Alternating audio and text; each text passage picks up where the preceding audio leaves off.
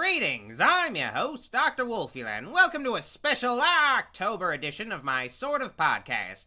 I'm joined by a guest. Say hello. Hey, Ghoulash here. I guess I'm the permanent guest of this podcast. No, not permanent. Remember, Tyrell's next parole hearing is just around the corner. Yeah, right, but I don't think they're gonna let him go after stabbing that guard. We'll see. Anyway, it's been a while since our last podcast. It's been a while. Since I could hold my head up high. And it's been a while. Since I first saw you. And everything I can remember.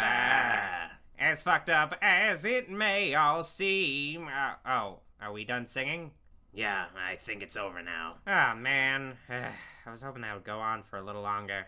I guess we should establish the topics for this podcast, right? I suppose so. I'm eager to hear what these topics will be, sir. Are we going to be discussing the wildfires in California, the new photos of Pluto, the nuclear deal? No, none of that nonsense. Oh, so what are we talking about then? Trailers, Ghoulash. The trailers for Ash vs. Evil Dead, the Goosebumps movie, and Krampus. Sir, those things are coming out in a few months. Can't we just wait until they actually come out before talking about them? Ghoulash, our fans want to hear what we think about this stuff long before it comes out.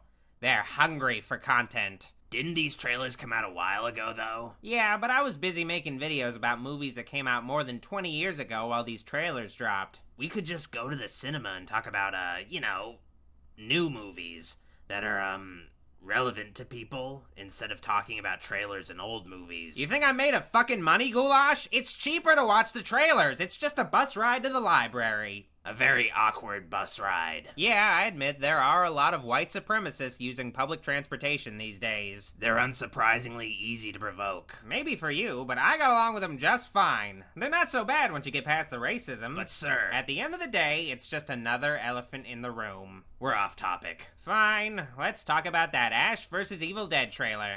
So what did you think? I thought you were gonna lead into it. It's your show. All right.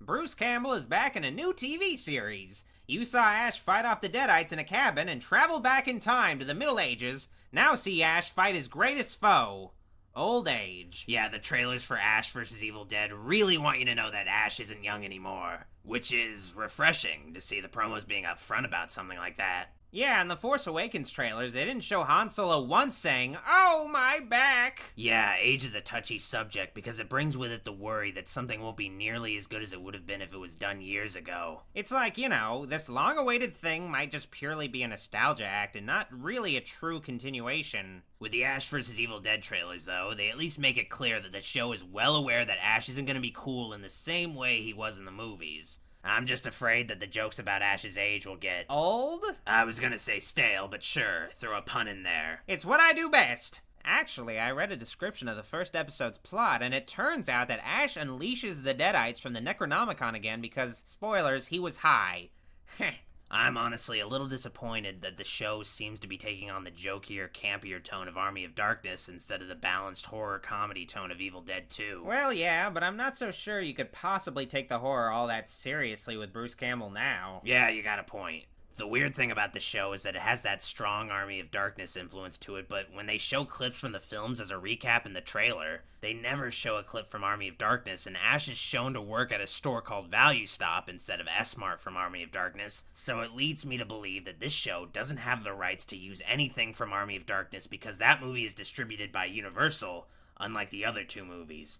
So that's why Ash also doesn't have, say, his robot hand from the third movie. Oh man, that robot hand was really cool. I mean, a chainsaw attached to your wrist is cool, but medieval robot hand? Oh man, so cool. Yeah. I do kind of wonder, because the Evil Dead series has a crazy continuity, so they might just ignore Ash's time travel at the end of 2. If that's the case, why isn't Ash in jail? I mean, he was the only survivor at that cabin where so many people were mysteriously killed. Maybe the time travel happened, but Ash returned to our time a little before his trip to the cabin and actually prevented the Necronomicon from being read again. But, Why does he still have the book? Oh, fuck this time travel bullshit. It's too confusing. I honestly thought this show would follow the apocalyptic England future ending of Army of Darkness's director's cut. I assumed that was the canon ending, but whatever, I guess not. I suppose it would be too expensive to have a full-on post-apocalyptic hellscape setting for a TV show. Yeah, but it would have been pretty cool. If only. If only. Should we talk about the cast, sir? Sure. Go ahead and start, Ghoulash. Okay. Unlike something like Star Wars, which has a bunch of iconic characters that can be brought back in future installments, Evil Dead pretty much just has Ash. Everybody else is dead. Or, Evil Dead, technically, I guess. So you gotta introduce some new characters. Okay, first off, the show has some sidekicks for Ash. There's Pablo, who seems to be a naive young man tagging along with Ash either out of respect, or maybe he just doesn't have a choice. I think maybe, possibly, Pablo's mother or grandmother becomes a Deadite. Also, Ash seems to be in the dark about Pablo's ethnicity. If we get this done quick enough, we might have time to stop for churros. That's not a racist thing, Pablo. That's just a great dessert. You know I'm not Mexican, right? That's the spirit. Oh, Ash. You know, actually, Pablo does kind of look like a young Kramer from Seinfeld, but with a mustache. If they ever make that gritty Seinfeld prequel that I've been hoping for, they better get this guy. Ash's other sidekick is Kelly. There's not really a whole lot to go on about her beyond her seeming to be sarcastic. Also, she's Jewish. I don't feel like that's something relevant to her character, sir. Whatever, I just felt like mentioning it so I'd have something to say about her. Jesus. Another person of interest is Lucy Zena Lawless playing a character named Ruby. Noby. Gasp. You don't mean... Yes! Ruby is one of Professor Raymond Noby's daughters. You know, the one that didn't die. Spoilers! The trailer also doesn't give away much about Ruby, besides her being capable in a Deadite fight. Maybe more capable than Ash. Ruby might have a bone to pick with Ash. Probably. Anyway, the show looks like it'll be fun. There's some cool-looking monsters in the trailer, and it looks like there'll be quite a bit of action in it. Also, it has Bruce Campbell. Hell yes! So, yeah, it's pretty much guaranteed to not suck, but the question remains, will it live up to the Evil Dead legacy? I don't know. It hasn't come out yet. It was a rhetorical question, Ghoulash. Oh, I didn't know that you knew what rhetorical questions were. I've been reading the dictionary, Ghoulash. I'm not going to be shamed anymore. I know how to pronounce a rye now. Okay? Excellent, sir. Thank you. I guess we should move on to the next thing now, right? Great segue, sir. I'm telling you, I'm on a roll today. Okay, Sony is making a Goosebumps movie. Now, ideally, a Goosebumps movie would be an anthology film based on the best books, but, no. Sony decided to go another way. I mean, they distributed Pixels in every other Adam Sandler movie. Sony knows what they're doing in the film business. They're paying me to say that. Well, the movie's actually about a kid who moves to this town. We'll just call it Goosebumpsville. The boy notices a girl next door. And the vibe between them was immediate. I think they might, you know. Sir, they're underage, and this is a PG movie. Lame. Anyway, it turns out that the girl's father is the R.L. Stine, author of over 400 Goosebumps books. Was there really that many? I don't care. So I guess the main character boy breaks into R.L. Stine's home at some point with his friend, who was that one kid from Cloverfield. Was it Cloverfield? No, it was, Super 8. Oh, which one was that? It was like, E.T., but E.T. kills people. Oh, yeah. It was a good movie. I didn't say it wasn't. I'm just saying. Jesus Christ. What was I talking about again? Kid breaks into Jack Black's house. Oh, yeah, so they find all the Goosebumps books that Jack Black has written, but they're locked up, but, you know, they're not locked up in a safe.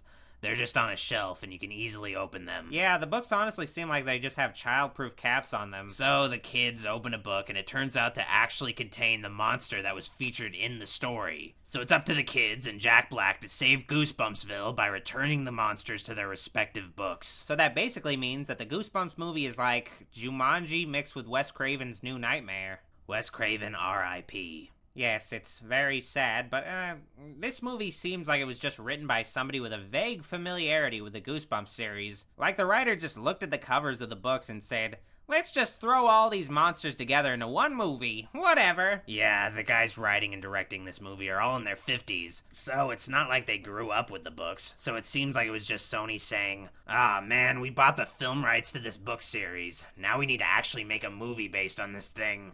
Hire whoever. We own the rights to Jumanji, so that won't be a problem. Yeah, the movie looks like it will just be a simple comedy that's nothing like the books. They could have made some really scary, not silly adaptations of some of those Goosebumps stories for kids to actually be afraid of. Instead, Sony took the easier and far more lucrative path, like usual.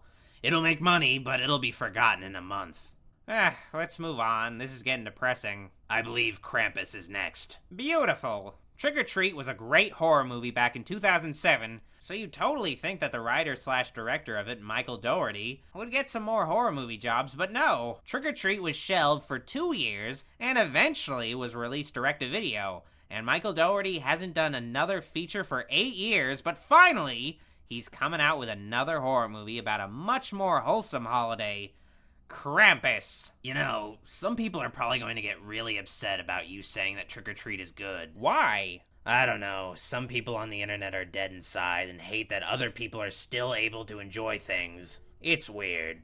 Huh. Why don't these people just go fuck themselves? I don't know. They're pissy. Oh, that explains it. Anyway, Krampus appears to be a horror comedy about the mythical anti-Santa, which is also called Krampus. Here's the skinny. A dysfunctional family is getting together for the holidays, but what else is new? In this case, though, I can only assume that one of the kids is told that Santa isn't real. So he tears up his letter to the old brute, and it calls upon the Krampus and his helpers, who I presume attack the family. Or at least give them some hell. The trailer doesn't give away a whole lot, which is good. It is made clear, though, that yeah, suspense is going to be key in this movie. The Krampus isn't shown clearly in any of the shots, and it seems like they really make an effort to build up to the monster. The trailer does show some of his helpers, though, and the designs look scary. League scarier than you, Ghoulash, I might add. Alright. Yeah, the designs are really good. Michael Dougherty is a great artist. If you go to his website, you can see some of his art and animation. Okay, shut up for a minute. I really like the casting of Adam Scott in this. I was really surprised by that. Man, that guy is funny. And they also have David Koechner in there, too. There's gonna be some good comedy relief. I mean, the one joke at the dinner alone was really fucking funny. Oh, man. This is delicious, honey. A little dry. Well, mine's delicious. Mine's dry. Do you want to trade? So true to life. Alright. Gonna be some good Christmas jokes in this. Okay, are we done now? No, there was actually one more movie I want to talk about. Oh, what is it? Myriad Pictures has announced that after more than a decade, Jeepers Creepers 3 will finally be made. Who's directing this one? Series creator Victor Salva, of course. Oh god, isn't he a convicted pedophile? Convicted former pedophile, Ghoulash. Salva served his time, and sure, he only served 15 months out of his 3-year sentence, and sure, maybe he got off easy because of certain, connections he probably had, but, you know, whatever. The guy might have also ruined a kid's life, but that doesn't mean you shouldn't still support him by watching his movies. I'm gonna ask you a question, sir. Have you ever seen a Jeepers Creepers movie? Well, no. After I read up on Victor Salva, I sort of didn't feel like watching Jeepers Creepers anymore, but it had nothing to do with the pedophilia thing. I, just remembered that I had something that I needed to do that day. And what was that? Not watch Jeepers Creepers. I thought so. Why did you bring up Jeepers Creepers 3 if you haven't seen the first two? I thought I'd look cool if I brought up a new horror movie coming out. That kind of backfired, didn't it? Maybe, but I will say this. Victor Salva would be a perfect choice to play Freddy Krueger. Sir, that's very inappropriate. What? He just looks like he'd be a good Freddy. I don't know. Mr. Salva has lost a lot of weight over the years, but he hasn't lost any of his creepiness. I'm sorry, I can't deal with this. I'm gonna go do something else. Later. Fine. Well, I hope you folks at home like this sort of podcast.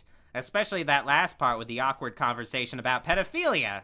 Anyway, go watch Jeepers Creepers 3 when it comes out. And on a totally unrelated note, if you live near Victor Salva, you might want to watch your kids very closely. Now, if you'll excuse me, I'm gonna go watch some Roman Polanski movies and then have a Cosby Show marathon. Bye! This has been a Reckless Industries audio production.